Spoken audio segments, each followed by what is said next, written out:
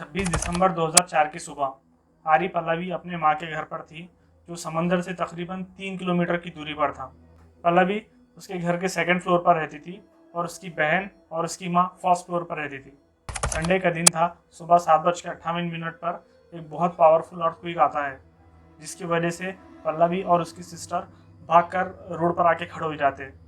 मगर वो अर्थक्वेक इतना पावरफुल था कि उसकी माँ को वो घर से बाहर नहीं निकाल पाए। कुछ टाइम बाद जब अर्थक्वेक बंद होता है तो पल्लवी और उसकी बहन अपनी माँ को गार्डन से लेते हैं और घर पर चले जाते हैं। कुछ टाइम बाद अचानक पल्लवी की माँ कहती है कि तुम दोनों इंपॉर्टेंट डॉक्यूमेंट्स कलेक्ट करो और सेकंड फ्लोर पर चले जाओ। पल्लवी और उसकी बहन इंपॉर्टेंट डॉक्यूमेंट्स कलेक्ट करते हैं और सेकंड फ्लोर पर चले जाते हैं। ये दोनों ये सोच ही रहे थे कि माँ ने सेकंड फ्लोर पर आने को क्यों कहा है। तो बाहर से आवाज़ आती है कि पानी बढ़ रहा है और कुछ ही देर में ये पानी फर्स्ट फ्लोर तक आ जाता है। ये स्टोरी थी इंडोनेशिया की उस फैमिली की जो 2004 की सुनामी के अंदर बच पाए। ये वही सुनामी थी जिसने 2,30,000 लोगों की मौत का कारण बनी और 16 लाख के करीब लोगों को घर छोड़ना पड़ा। और इन्हीं 2,30,000 डेथ के अंदर अराउंड 16,000 इंडियन भी शामिल थे।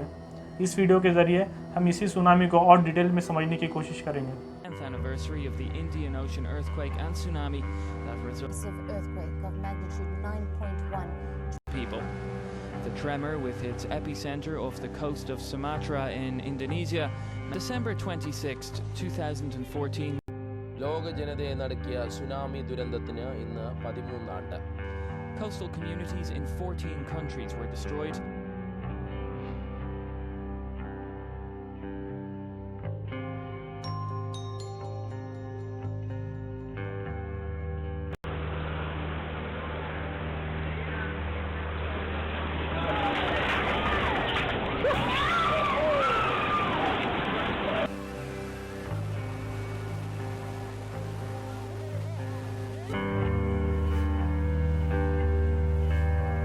सुनामी एक जापानीज वर्ड है जो 2 वर्ड से मिलकर बना है।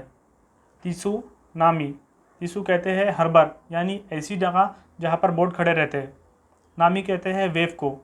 समंदर के अंदर डिस्टर्बेंस के कारण जो सीरीज़ के अंदर वेव क्रिएट होती है उसी को कहते हैं सुनामी। ये डिस्टर्बेंस के बहुत सारे कारण हो सकते हैं। Earthquake, landsliding, volcano eruption is also cause of generating tsunami. इस तरह की सुनामी वर्ल्ड के लिए कोई न्यू डिज़ास्टर नहीं है। According to national centre for environment information, first tsunami के प्रूफ मिले हैं अराउंड 2000 BC के अंदर, यानी आज से तकरीबन 4000 साल पहले। इसी तरह के सुनामी के बारे में कुछ रिलीजन के अंदर भी मेंशन है, जैसे इस्लाम, क्रिश्चियनिटी और Hinduism. According to Hinduism, Manu world का फर्स्ट किंग था जिसने एक मछली की मदद की। उस मदद के बदले उस मछली ने उस किंग को एक फ्लोट के बारे में बताया जो पूरी ह्यूमन रेस को डिस्ट्रॉय कर देगा। उस मछली की एडवाइस पर उस किंग ने एक बोट बनाई जो उस फ्लोट के अंदर तैर सके। और जब फ्लोट आया उस मछली ने उस शिप को अपने ऊपर रखा और तैरती रही, और जब फ्लोट ख़त्म हुआ तो उस शिप को एक पहाड़ के ऊपर रख दिया। इसी तरह की स्टोरी कुरान के अंदर भी मेंशन है। कुरान में 29वें पारे के 14 और 15वें आयत के अंदर, फिर हमने नूह को उनकी कौम की तरफ भेजा जो 950 साल तक उनके अंदर रहे। फिर उन्हें एक तूफ़ान ने घेर लिया क्योंकि वो जालिम थे। फिर हमने उन बोट वालों को निजात दी और इस स्टोरी को पूरे वर्ल्ड के लिए एक इबरत का निशान बनाया। 26 दिसंबर 2004 की सुबह इंडोनेशिया का एक आइलैंड है सुमात्रा।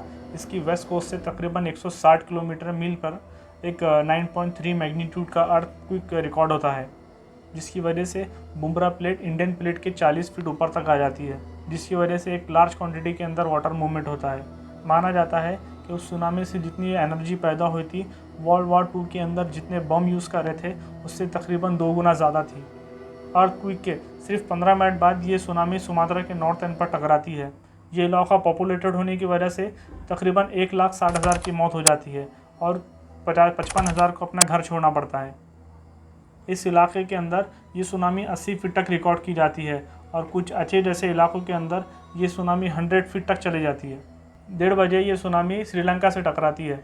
ये सुनामी की वेव इंडोनेशिया के कंपेयर में इतनी पावरफुल तो नहीं थी, मगर फिर भी 35,000 लोगों की मौत का कारण बना। इस सुनामी से बहुत सारी साउथ एशियन कंट्रीज़ भी इफ़ेक्ट हुए। Malaysia, Thailand, Indonesia, Somalia, Sri Lanka इस जैसे कंट्री भी शामिल है। मगर इस सुनामी से ऑस्ट्रेलिया एंड यूरोपियन कंट्रीज़ के बहुत सारे लोगों की मौत हुई।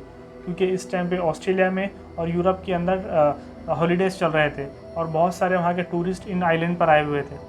इस सुनामी की वजह से 2,30,000 लोगों की मौत हो जाती है, जिसमें 1,60,000 लोग सिर्फ इंडोनेशिया से है। दूसरी कंट्रीज़ की बात किया जाए तो इंडिया से 16,000, श्रीलंका से 35,000 और थाईलैंड से 8,000। इंटरनेशनल सुनामी इंफॉर्मेशन सेंटर के अकॉर्डिंग $12 बिलियन का लॉस हुआ है इंडियन ओशन रीजन के अंदर। इस डेंजरस इंसिडेंट्स के बाद बहुत सारे कंट्रीज़ ने डोनेशन के लिए आगे बढ़ा, जिसमें $3,100 मिलियन सिर्फ प्राइवेट फंड था। और इसी टाइप के फंडिंग के अंदर Japan, European countries, Germany, UK भी शामिल थे। 2004 तक कोई ऐसा मेथड नहीं था जिसके ज़रिए पता किया जा सके कि सुनामी आने वाली है। यही वजह बनी चेन्नई जैसे पॉपुलेटेड सिटी के अंदर इतनी सारी मौत का कारण। नेक्स्ट टाइम इस तरह के डिज़ास्टर से बचने के लिए मिनिस्ट्री ऑफ अर्थ साइंस ने 2007 में Indian tsunami warning system create किया है, जो 24 आवर समंदर के अंदर होने वाली हरकत पर नज़र रखता है।